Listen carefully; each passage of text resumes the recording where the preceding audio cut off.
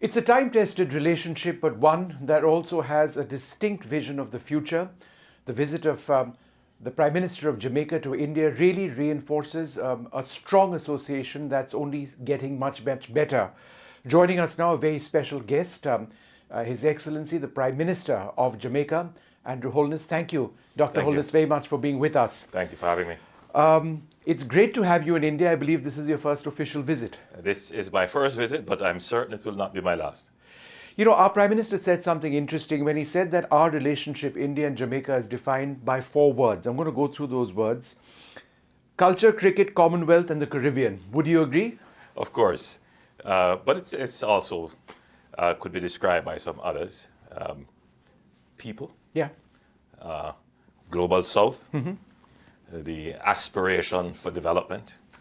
And a common thread of trying to overcome poverty, mm-hmm. climate change, and maintaining a peaceful world.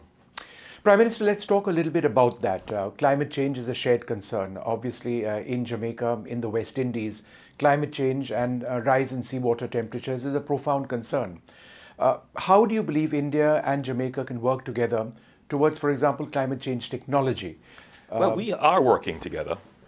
India has been leading efforts for global solar technology development and having that technology available to developed countries. And we are part of the International Solar Alliance, which India is leading. And India has also been very active and very supportive for small island developing states. And there is a particular initiative, the CDI initiative, where they are helping small island developing states to build resilience, the ability to recover from shocks, particularly environmental and climate shocks. So in that regard, countries like Jamaica and other small island states are working very closely with India to address these issues of climate change. Digitalization and India's digital infrastructure is something which it's worked for us. For example, I have various apps on my phone. My driver's license is on my phone. I don't physically carry it. My national identity card is on my phone as well. And it seems to be technology which is working. When I go to the airport, I don't carry a ticket. It's just that one app which gets me in, facial recognition technology. Do you believe the digital economy and the digitalization of your economy is something that India can be a part of? India has essentially created the roadmap for developing countries, mm-hmm. countries in the global south, mm-hmm. to enter into the world of digitalization, to create digital societies.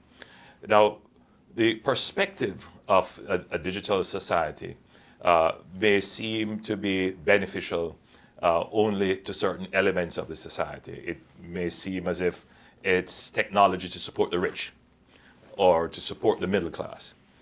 But if you look at India's use of the technology, as you've mentioned, your national ID in the Aadhaar system, in yes. your universal payment platforms, I think the people who would have benefited the most would be the poorest in the society, because it has facilitated seamless, effective, and efficient cash transfers mm-hmm. to equalize the society, to give benefits to those persons who would normally have to travel long distances, for example, or have to stand up in long lines, mm-hmm. or would not be able to open a bank account, for example. They would be excluded from the formal financial system. But by virtue of using digital technology, we are now able to effectively target and include the poor elements of society. And therefore, the lesson from India is that technology can be used to lift people out of poverty. And one of the reasons why I'm here is to strike up a strong partnership with India to get access to your digital public infrastructure, in particular your universal payment infrastructure. Prime Minister, India has believed that there needs to be a profound reform of the United Nations Security Council. It needs to reflect different and changed realities. How has Jamaica been a consistent and constant partner of India? Jamaica has declared its support for India's candidates in the Security Council in the next go-around. And we support the position that there needs to be reform that takes into account the new realities of global politics. Prime Minister, I must ask you, since we are in a very difficult, challenging sort of situation around the world, you've seen what the situation in West Asia is. There appear to be so many differences right now, and a real worry that that entire war can sort of spiral out of control. Could you share your concerns on this situation? Jamaica is a strong believer in multilateralism, particularly as a small island state. We wouldn't be able to survive without a multilateral system that is built upon the pursuit of peace and respecting the sovereign borders of nations, and indeed the fraternity and humanity of living in a world where everyone can be respected. Prime Minister, India seems to have taken a fairly major role with regard to the other war, which is Russia and Ukraine. Prime Minister Modi has reached out to Moscow, has reached out to Kiev. And, you know, we are at this stage friends of Tehran, we are friends of Tel Aviv as well. And of course, a voice of the global south. Do you believe a country like India can have a potential role in being perhaps a communicator to bring together divergent views? You've said it.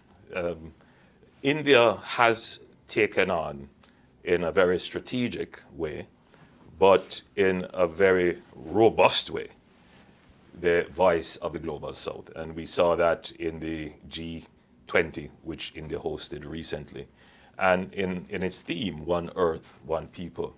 And I think India, Prime Minister Modi in particular, has played that role. And it is very important that there is a large country with significant resources that can stand in the halls of power and represent the global south. And I think India is well placed to do that and has been doing that. You spoke about Prime Minister Modi. You've engaged with him a couple of times in the past as well, quite a few times. And of course, you're now in India. What's that experience been like? You know, Prime Minister Modi and myself, we get along very well. Right. I believe we may have similar personalities, and I do admire Prime Minister Modi. And indeed, we recall that during the pandemic, Prime Minister Modi was one of the first world leaders to reach out to us in Jamaica to assist with vaccines. So, you know, based upon our relationship and our shared perspectives on many issues, I think we have a very good foundation for a strong bilateral relation between our two countries. The defense equation is something, or the strategic relationship, I believe, is something that both sides have engaged on in conversation. What are the broad parameters of that? Well, we have engaged with India on support in security and defense, particularly in training of our defense force and our officers.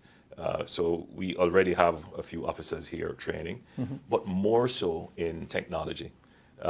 For small island developing states, developing countries in general, we have to get ahead of the curve with technology.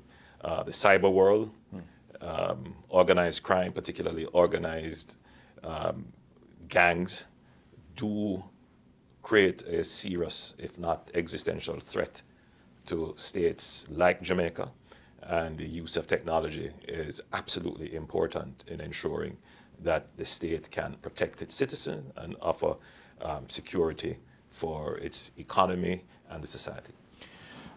The Indian diaspora, of course, is fully integrated with Jamaica. They're very much a part of the Jamaican, Jamaica society, our culture, your people. Could you tell us about the role of that diaspora going forward, including in business? Jamaica's Indian diaspora started in 1845 when the first Indians arrived in Jamaica. I believe that may be one of the earliest arrivals of Indians in the West Indies. And that diaspora has integrated into Jamaican society. So Indians are in almost all spheres of Jamaica. Critically, they are in business, in commerce, in healthcare, in education, in every aspect of the society. And they have contributed significantly to the development of Jamaica. Prime Minister, as we wrap up this interview, I must ask you, are you a cricket fan, or is that even a question? Well, all West Indians are cricket fans. We do lament that cricket is not doing as well as it did in the past. And we all look on with great admiration of our legendary players. We do have some legendary players. Now one comes to mind very easily, I and can that's think Chris of three Gayle. right now. Chris Gayle, Michael Holding and Courtney Walsh. Well, Michael If I was to Holding, put you on the spot, Prime Michael Minister... Holding and Courtney Walsh, we look upon them as legends, icons. But clearly, Chris Gayle is today, and he's a masterful sportsman. And in fact, he was with us on the delegation. He had an Yes, I met opportunity him to meet well. Prime Minister Modi. And he gave us the bat, which we exchanged with Prime Minister Modi, which he signed. So it was, cricket diplomacy at its best. Isn't it a wonderful connection that, we live so far apart, different parts of the world, and people like Chris Gayle are absolutely household names over here. In India, people yes. love him and the West Indies team. What a wonderful bond that is sport. It is. It's a peaceful so bond. Our relationship, clearly, we have history, we have the Commonwealth, we have the Diaspora connection, we have sport, we have a common legislative system, we're strong democracies, but India has significantly created a pathway for development in technology, in pharmaceuticals, in agriculture. All of these can be beneficial. The truth is, you have gone ahead, you have made mistakes, but you have corrected them. So the roadmap is there for countries like Jamaica to benefit from, to learn from. And the beauty of the relationship is that India is willing to share. Right. And that is the essence of the global fraternity. Yeah. That large countries will ensure that there is global equity and that developing countries can have access to technologies so that we can all live in a world where we can all aspire to fulfill our dreams. Prime Minister, I just want to draw you back on one of the comments you made on cricket, because there is such resonance of that over here in India. Are you disappointed personally at where West Indies cricket is? I mean, I grew up in the 70s, 80s and 90s. Well, we grew up at the same time. And Prime Minister, what a team you had. I mean... Yeah. So, yes, there is great disappointment. But from time to time, we do see bright shining lights, not glimmers, but bright shining lights. Yes. So the potential is still there, no question about it. And we continue to support the West Indies team. It's a different game now. It's a different sport. And so the advantages that may have existed then would probably not exist now. But everything goes through a cycle, and I'm firmly of the view that the best days for West Indies cricket are ahead of it. A final question. You were in Banaras in Varanasi. You had a chance of being on a boat, on sort of seeing the ghats. What was that experience for you? This would be my first time with any sort of real and deep interaction with the Buddhist religion and the other religions that are formed from that. I had a wonderful experience touring some of the sacred sites and going on the river Ganges and seeing the spiritual ceremonies and actually witnessing a funeral pyre taking place. It's quite moving, and I have developed a deeper respect and understanding of the culture and the religion. Prime Minister Holness, wonderful speaking to you. Thank you very much for being with us. My pleasure. Thank you.